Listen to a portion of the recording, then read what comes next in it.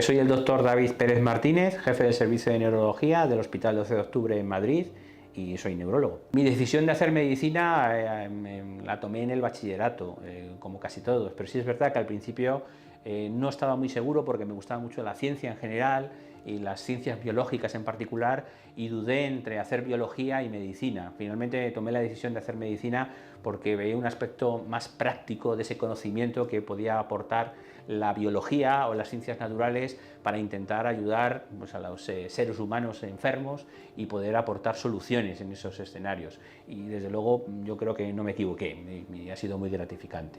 Las mejores experiencias en medicina son aquellas en las que el paciente mejora claramente, ¿no?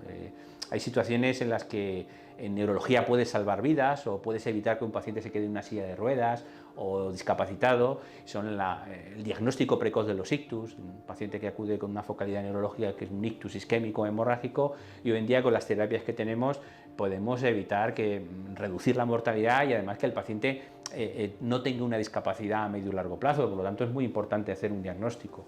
Y luego, por ejemplo, los cuadros infecciosos, identificar rápidamente una meningitis bacteriana aguda, el hacer un diagnóstico precoz y poner un tratamiento lo más rápidamente posible, significa la vida o la muerte en muchos de estos escenarios. Por lo tanto, eso es lo que más nos gratifica, ¿no?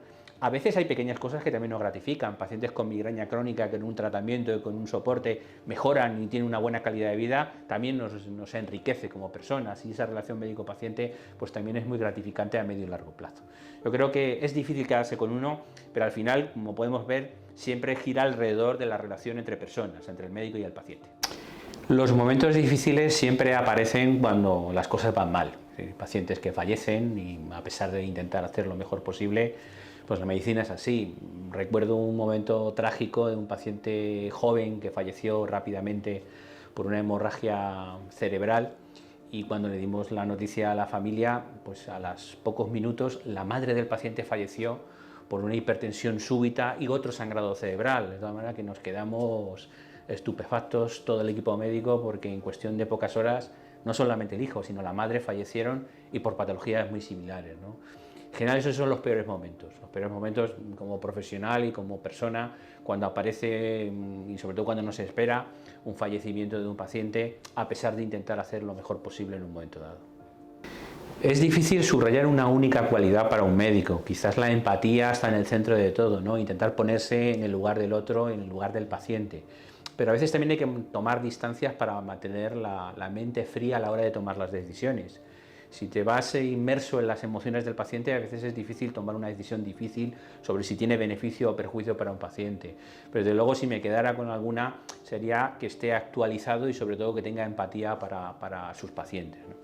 Las grandes diferencias que ha habido en las últimas décadas es sobre todo del modelo paternalista que la medicina trajo durante muchas décadas, ¿no? De tomar las decisiones en lugar del paciente porque creíamos que eran las beneficiosas, a compartirlas con ellos. Ha habido un cambio generacional muy importante, y no solamente por los propios médicos, sino también por la propia sociedad.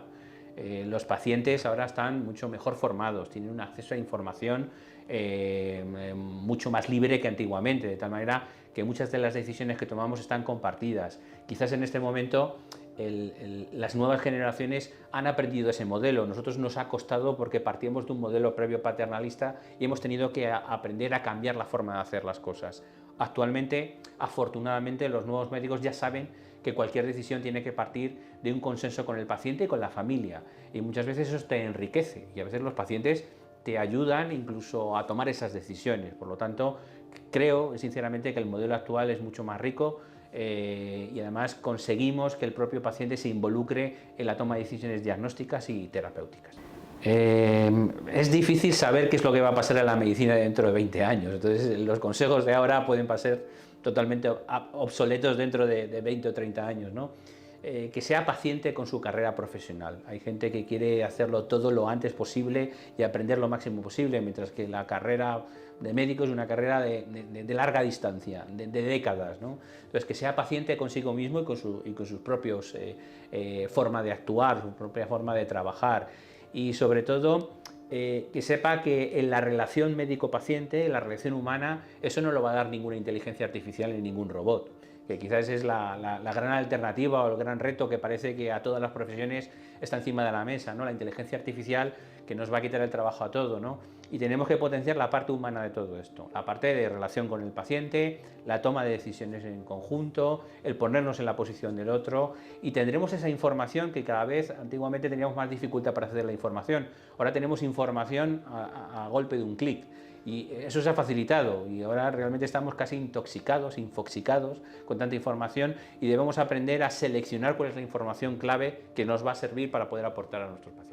La neurología, que es el tema que yo me dedico, ha cambiado enormemente en los últimos 20 años. Es decir, hace 20 o 30 años la neurología era una especialidad muy académica, con diagnósticos muy exquisitos, con pocas pruebas complementarias, acceso al TAC craneal, y la resonancia estaba empezando, las pruebas eran muy cruentas, no teníamos mucha información sobre qué es lo que estaba pasando en el sistema nervioso central, y en 20-30 años pues tenemos multitud de herramientas para estudiar el sistema nervioso y han aparecido multitud de nuevos tratamientos, grandes avances, por ejemplo, en la esclerosis múltiple, grandes avances, una revolución en el ictus. El ictus era una patología hace 15-20 años en la que no había ningún tratamiento en fase aguda, el paciente pues simplemente estaba condenado a ver qué recuperación tenía, y hoy en día tenemos tratamientos que intentan repermeabilizar el vaso, volver otra vez a que el flujo cerebral vuelva, hacer un intervencionismo con catéteres para sacar el trombo. Eso ha revolucionado el pronóstico. Antes los pacientes tenían una gran carga de discapacidad, muchos fallecían, y actualmente se ha reducido claramente la mortalidad del ictus y la discapacidad. Los pacientes no tienen que quedarse en una silla de ruedas, afortunadamente, o por lo menos un tanto por ciento elevado, gracias a estas grandes innovaciones que han aparecido. Y quedan muchos retos, sobre todo el reto de las enfermedades neurodegenerativas, el Alzheimer y el Parkinson, que hoy en día no tenemos tratamientos eficaces, pero que esperamos que en los próximos 5 o 10 años aparezcan nuevas terapias que hagan una revolución como hemos tenido en el ictus o en la esclerosis múltiple en las décadas previas. En el punto de vista asistencial está claro, desde el punto de vista de investigación y formación es un gran reto. O sea, afortunadamente hoy en día las dificultades que teníamos hace 20 o 30 años para acceder a información de calidad, pues hoy en día no las tenemos. Simplemente buscando en internet o en los portales de referencia tenemos información actualizada, a veces gratuitamente, que nos aporta conocimiento. Las novedades que antiguamente podían tardar lustros en poder llegar a los hospitales para poder implementarlas, en cuestión de semanas o de días las tenemos todos y la compartimos, de tal manera que eso ha supuesto una gran revolución, ¿no? Y esa información probablemente la tengamos ya involucrada en la historia clínica, que es el siguiente paso, sino que cada vez que tomemos decisiones nos aparezca esa información que nos vaya ayudando en la toma de decisiones. La inteligencia artificial también es una gran herramienta para esto, y que identifique por los síntomas o las cosas que nosotros estemos exponiendo, ayudas diagnósticas para poder aportar información e incluso ayudas terapéuticas, ¿no? Estamos probablemente a uno de los grandes retos en los próximos 5 o 10 años, y es toda esa tecnología, esa información que hoy en día está un poco desperdigada por internet, tenerla toda agrupada y aplicada en la historia clínica para poder ayudar a nuestros pacientes. Quizás la palabra que describe mejor el trabajo del neurólogo es complejidad.